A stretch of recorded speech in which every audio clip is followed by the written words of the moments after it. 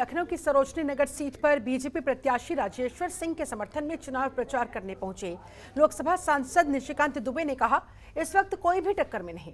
जनतंत्र टीवी के राजनीतिक संपादक अखिलेश मिश्र ने लोकसभा सांसद निशिकांत दुबे से की खास बातचीत, देखिए। चुनाव प्रचार में इस वक्त हम खड़े हैं लखनऊ के सरोजनी नगर में, जहां से राजेश्वर सिंह चुनाव लड़ रहे हैं, जिसके कारण इस सीट हॉट सीट हो गई है। निशिकांत दुबे जी भी आए हुए हैं। निशिकांत जी, आप आमतौर पे इतने सक्रिय चुनाव प्रचारों में रहते नहीं हैं, लेकिन आप सरोजनी नगर में आपको देख रहा हूँ, कई दिनों से आपने डेरा डाला हुआ है।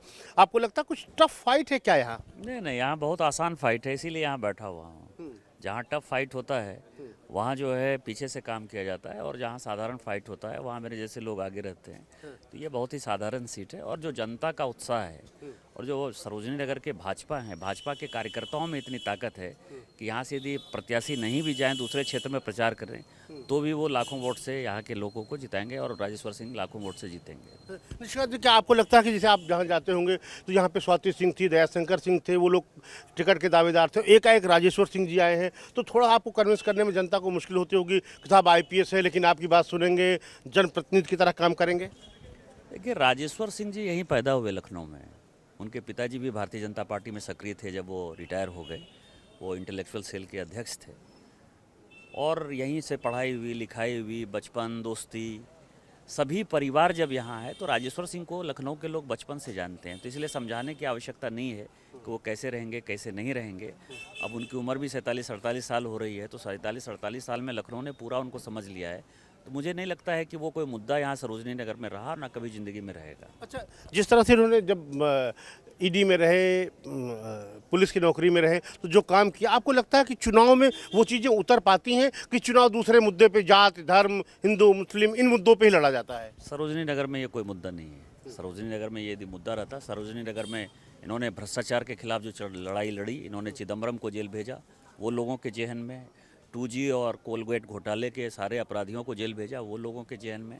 जब यहाँ ये पुलिस अधिकारी के तौर पर पोस्टेड थे, तो विजय मेनन को किस तरह से एनकाउंटर किया, वो लोगों के जेहन में, और वो मुद्दा निश्चित तौर पर प्रभावी होता है। और सरोजनी नगर में मैं आपको एक दावे के साथ कह सकता हूँ कि राजेश्वर सिंह जी का चुनाव जो है वो मोदी जी और योगी जी के नाम पर और राजेश्वर सिंह की खुद पर्सनालिटी के आधार पर इतना बड़ा हो गया है कि लोगों ने सारी सीमाएं तोड़ दी है। ना यहाँ जाति है, ना धर्म है, ना वर्ग है, ना संप्रदाय है। अच्छा, एक आखिरी सवाल है कि जिस तरह से कल रोड शो करना पड़ा योगी जी को, विपक्ष कह रहा है कि साहब की इनकी पत्नी को आयोग हटा नहीं रहा है, रोड शो के लिए उतरना पड़ा योगी को, मोदी जी खुद अपने भाषणों में इनको लेके खड़े होते हैं कि इनका प्रचार हो जाए, तो कहीं ना कहीं तो लग रहा है ना कि जिस तरह से योगी जी, मोदी जी, सारे लोग हैं, तो कुछ तो टफ होगा।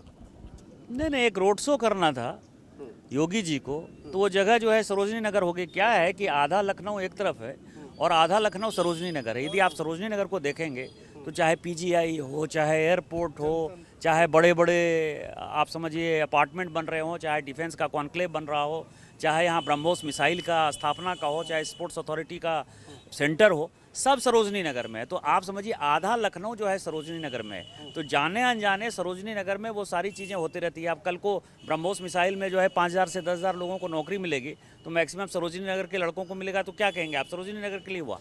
अरे उत्तर प्रदेश को मिला, उत्तर प्रदेश में जगह सरोजनी नगर में है। और बहुत चालाकी से आप चीज़ों को प्रमोट कर रहे हैं, बहुत जैसे कहते हैं कुशल राजनेता की तरह आप बयान दे रहे हैं, और उसमें कहीं से ये नहीं दिखा रहे हैं कि आप क्षेत्र विशेष के लिए काम कर रहे हैं। निश्चित तौर पर क्षेत्र विशेष के लिए भारतीय जनता पार्टी काम नहीं करती है। अब कल की प्रधानमंत्री जी की रैली हुई, तो उन्नाव के लोग थे, लखीमपुर के लोग थे, रायबरेली के लोग थे, तो हम लोग भी वहाँ थे। ऐसा थोड़े था कि उन्होंने कोई लखनऊ सेंट्रिक जो है कोई काम किया था, या राजेश्वर जी सेंट्रिक। अब आप समझिए कि वहाँ सारे उम्मीदवारों में उनको पता है कि यदि भारतीय जनता पार्टी जिस मुद्दे के आधार पर जीत कर आई, चाहे वो 2G हो, चाहे कोलगेट हो, चाहे वो इतना बड़ा घोटाला हो गया हो सारे जगह CWG का, उन सारे लोगों के पीछे जो है राजेश्वर सिंह बड़े कूद कर पड़े हुए थे, और चिदम्बरम जैसे लोगों को, उनके बेटे को जो है उन्होंने जेल भेजा।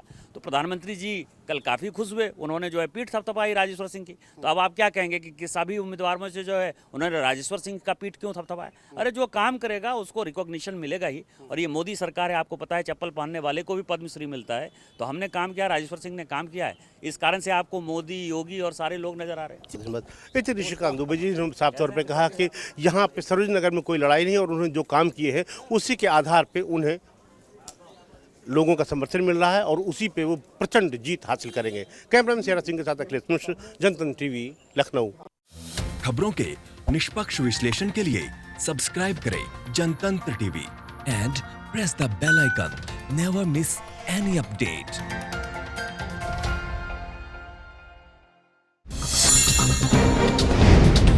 डाउनलोड कीजिए जनतंत्र टीवी ऐप को, जो कि अवेलेबल है गूगल प्ले और ऐप स्टोर पर। अधिक जानकारी के लिए अभी डाउनलोड करें।